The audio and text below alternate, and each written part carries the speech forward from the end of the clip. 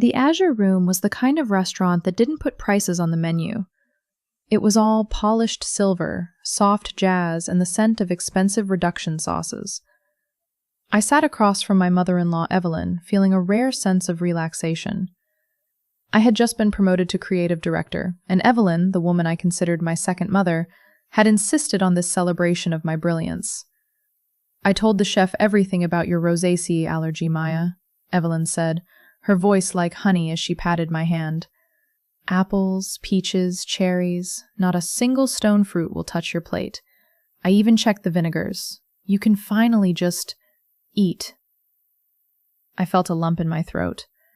Dealing with a lethal fruit allergy made dining out a minefield of anxiety. To have someone care enough to do the legwork was the greatest gift she could give me. Suddenly, my phone vibrated. A work emergency. I excused myself, stepping into the quiet hallway near the kitchen. As I finished the call, a woman in a crisp chef's jacket, her face pale and her eyes darting toward our table, stepped into my path. "Are you the guest at table 14? The one with the rosacea restriction?" she whispered, her voice trembling. "Yes," I said, confused. "My mother-in-law said she cleared everything with the kitchen." The chef stepped closer, her voice dropping to a jagged breath. "She didn't clear anything. She specifically ordered the peach-infused reduction for your steak. If you go back in there and take one bite, you won't make it to the dessert. And I know this because that woman did the exact same thing to me 7 years ago." Before I reveal the bone-chilling history between this chef and my mother-in-law, I have to ask, have you ever dealt with a monster-in-law who pretended to be your best friend while stabbing you in the back? Drop a snake in the comments. I'm reading everyone. Living with a severe rosacea allergy isn't just about avoiding fruit salads. It's an invisible war against the culinary world. The Rosaceae family includes apples, pears, peaches, strawberries, and even almonds. For me, these aren't just foods. They are biological weapons. A single drop of apple cider vinegar in a salad dressing or a hint of peach nectar in a glaze triggers anaphylaxis. My throat swells, my skin erupts in hives, and my lungs refuse to pull in air. Because of this, I had become a recluse when it came to dining. The anxiety of inconveniencing a waiter or trusting a busy kitchen was often too much to bear.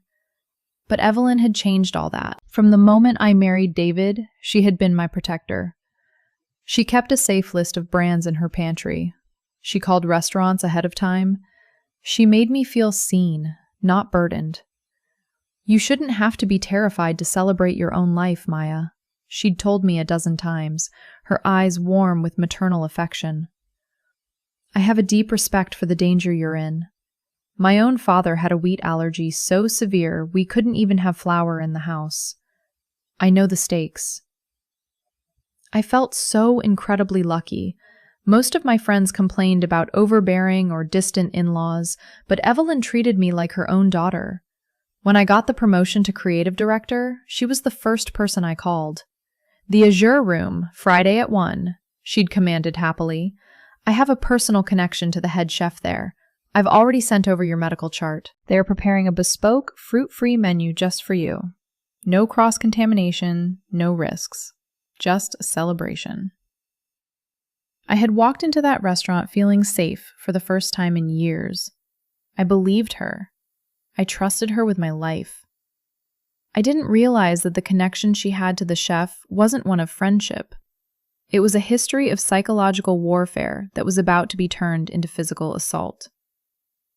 Standing in the dimly lit hallway, I stared at the chef. Her name tag read Elena, and she was looking at me with a mixture of pity and terror. "You don't know me," she whispered, "but I know exactly who you are. You're David's new wife." I recognized Evelyn the moment she walked in. She hasn't changed. That same perfect mother smile she uses right before she destroys someone. My head was spinning. You know David?" "I was married to him for 18 months, Elena said, her voice trembling. "Before I was a chef at the Azure Room, I was the daughter-in-law who couldn't do anything right. I went to culinary school, but Evelyn would throw my dishes in the trash and tell David I was trying to poison the family with poorly prepared food. She's a master of the double life, Maya.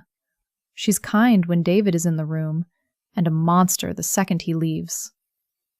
I thought of the warm tea Evelyn made me, the way she helped me with my laundry. It felt impossible.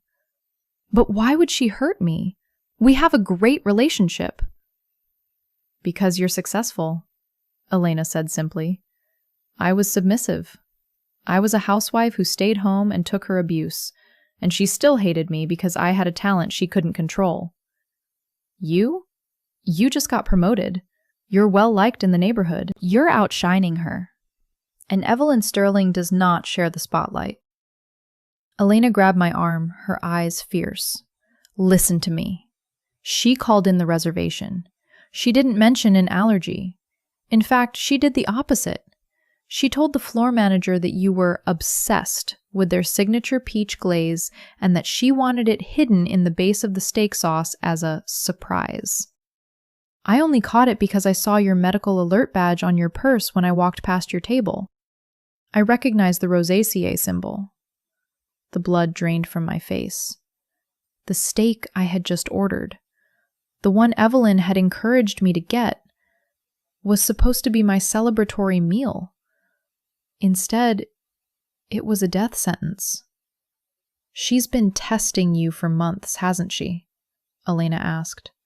Building your trust so you'd stop double-checking the ingredients. She's been playing the long game, Maya. And today was supposed to be the finale. I have to get out of here, I whispered. No, Elena said, a cold light entering her eyes. If you just run, she'll make up a lie. She'll tell David you're hysterical or ungrateful. You need proof. Go home, call her, and make sure David is listening. I didn't go back to the table. I walked straight out of the hotel lobby, my legs feeling like lead. I hailed a taxi and directed it to my parents' house. On the way, I called David. Meet me at my mom's. Now, I said, my voice shaking. Don't ask questions, just come. By the time David arrived, I was sitting in the living room with my parents and a digital recorder on the coffee table. David looked confused and worried. Maya, what's going on? Mom called me frantic. She said you vanished from the restaurant in the middle of lunch. She's still there, crying her eyes out because she's so embarrassed. Sit down, David, I said, and be quiet. 10 minutes later, my phone rang. It was Evelyn. I signaled for everyone to be silent and hit the speakerphone and the record button. Maya Thompson! Evelyn's voice erupted from the speakers, and for the first time, the honey was gone. It was replaced by a jagged, screeching venom. How dare you! Do you have any idea how much that reservation cost? To leave me sitting there like a fool in front of the manager? What kind of low-class upbringing did your parents give you? David flinched, his eyes widening. He had never heard his mother speak this way.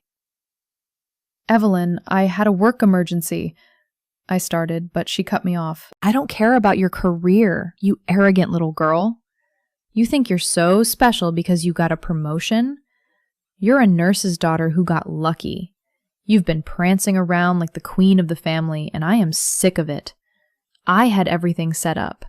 I had a special course prepared just for you, and you threw it in my face. A special course? I asked, my voice steady despite the hammering of my heart. You mean the one with the peach glaze? The one you forgot to tell the restaurant would kill me? There was a pause, a long, chilling silence. You should have just taken a bite, Maya, Evelyn whispered, the rage turning into something cold and terrifying. A little scare would have humbled you. You would have been so dependent on me during your recovery. You would have realized who actually holds the power in this family. But you're just like that other one, too smart for your own good. Evelyn continued her tirade, unaware that she was performing for an audience of 4. No one would have believed you anyway. I'm the caring mother-in-law. I'm the one who researched your allergies. If you'd had a reaction, it would have been the restaurant's fault. I would have been the hero who stayed by your bedside. You'd have been too weak to keep that fancy new job, wouldn't you? That's enough, Mom. David's voice was a low growl, vibrating with a level of pain and fury I'd never heard from him. The silence on the other end of the line was absolute. You could almost hear Evelyn's brain scrambling to find a way to rewrite the last 5 minutes of audio. "David?" she finally stammered, her voice instantly shifting back to the soft, maternal coo. "Sweetie, are you there? I was just so upset. Maya has been so stressed. I was just venting. You know I don't mean those things." "I heard it all," David said, standing up and leaning over the phone. "I heard you call my wife a low-class girl. I heard you admit to purposely ordering the one thing that could stop her heart. And I heard you mention the other one. You were talking about Elena, weren't you? You did this to her, too."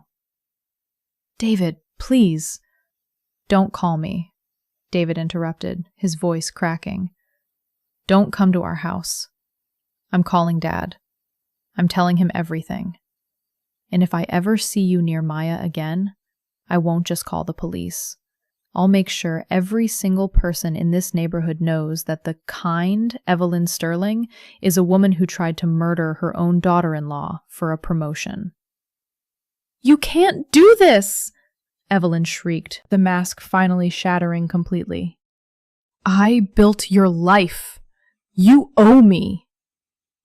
"I owe you nothing," David said, and he hit the end call button.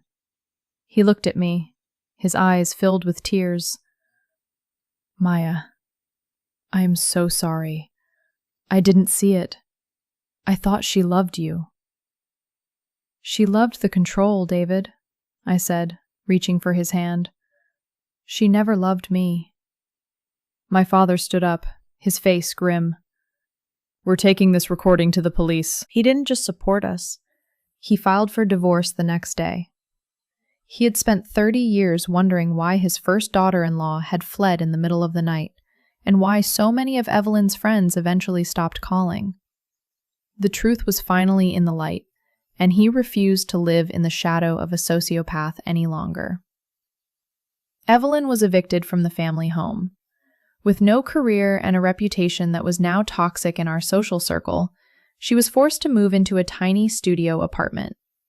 She tried to barge into our office once, screaming about her rights, but David had already secured a restraining order. She ended up working as a stock clerk at a supermarket, a job where she could look down on no one. But the most beautiful part of the aftermath was my relationship with Elena. I went back to the Azure room a week later, not to eat, but to thank her. We sat in the quiet garden area of the restaurant, and for 3 hours we compared notes.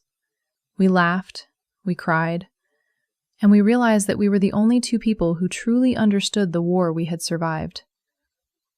"She tried to make us enemies," Elena said, sipping her tea. "She wanted me to be the jealous ex, and you to be the replacement. She never thought we'd actually talk." "She underestimated us," I said. "She thought our value was tied to the men in the family. She didn't realize that our value is in our integrity." Elena is now one of my closest friends. We even started a safe dining blog together, where she shares fruit-free gourmet recipes and I handle the marketing. We're helping thousands of people with allergies navigate the world safely. As for my promotion, David and Arthur threw me a real party. No hidden glazes, no secret reductions. Just a room full of people who actually loved me. And a menu that I helped the chef, my friend Elena, create from scratch. I've realized that the best celebration isn't a fancy meal in a high-end hotel. It's the peace of mind that comes from knowing exactly who is sitting at your table. Integrity is the only ingredient that can't be faked. Evelyn tried to use a lethal secret to humble me, but she only succeeded in exiling herself. If you believe that truth always tastes better than a lie, hit that like button and subscribe for more stories of justice. See you in the next one.